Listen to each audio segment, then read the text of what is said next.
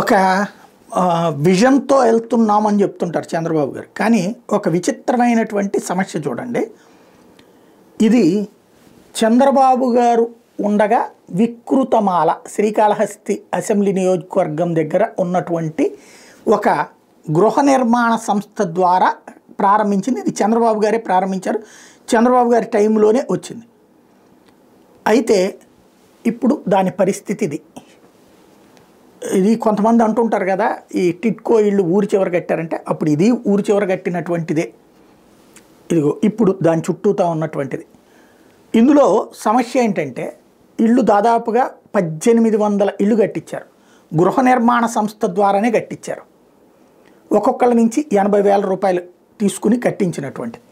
అయితే సమస్య ఎక్కడొచ్చిందయ్యా అంటే ఇది తర్వాత వచ్చినటువంటి జగన్ ప్రభుత్వం ఏమో చంద్రబాబు టైంలోది కదా అని పట్టించుకోలేదు. అక్కడ ఉన్నటువంటి ఎమ్మెల్యే పట్టించుకోలేదు.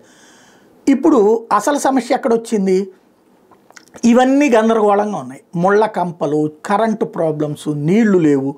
దీంట్లో ఇది పంచాయతీనో కార్పొరేషనో తేల్చలే. కన్స్ట్రక్షన్ ఏమో శ్రీకాళహస్తి మున్సిపాలిటీ చేసింది. అయిపోయిన తర్వాత మాకు పర్యవేక్షణ మాత్రమే బాధ్యత అప్పచెప్పారు, దాని నిర్వహణ బాధ్యత మాకు లేదు అని చెప్పేసి మున్సిపాలిటీ తప్పించుకుంది. అదే సందర్భంలో పంచాయతీ వచ్చేటప్పటికి అసలు ఆ పంచాయతీ కెపాసిటీనే 420 ఇళ్ళు. ఈ ఇళ్ళు ఇట్లా కట్టించినవి 1800. 420 ఏళ్ళు ఉన్న పంచాయతీ 1800 ఇళ్ళని ఎట్టా మెయింటైన్ చేయాలి తెలియదు. వాళ్ళకున్నది శానిటేషన్ 3. ఇప్పుడు ఇదంతా చేయాలంటే వాళ్ళ వల్ల కావట్లేదు. డబ్బులు లేదు, ఇచ్చేవాడు ఎవడో తెలియదు. వీళ్ళ దగ్గర నుంచి పన్నులు తీసుకుంటే 1800 మీద నుంచి నెలకు 100 రూపాయలు తీసుకుని 18,000 రూపాయలు వస్తాయి. అంతకు మించి ఏమొస్తుంది? దాంతో ఎట్టా నడిపేయాలి? ఆ ఏరియాకంతా మొత్తం గందరగోళంగా ఉంది ఇళ్ళు ఇవన్నీ.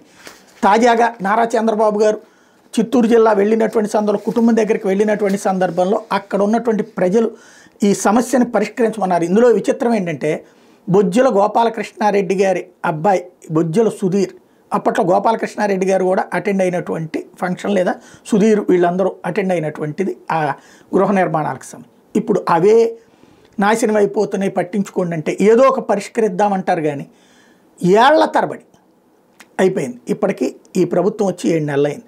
దానికి ఏదన్నా ఇప్పటికన్నా పరిష్కారం కనుగొంటారా? లేకపోతే కనుక అది కేవలం అంటే పోనీ అది జగన్ తిట్టడానికి కూడా లేదు, ఎందుకంటే జగన్ గట్టించింది కూడా కాదు. కాబట్టి ఇప్పుడైనా దానికి ఒక పరిష్కారం ఆలోచించగలిగితే బాగుంటుంది.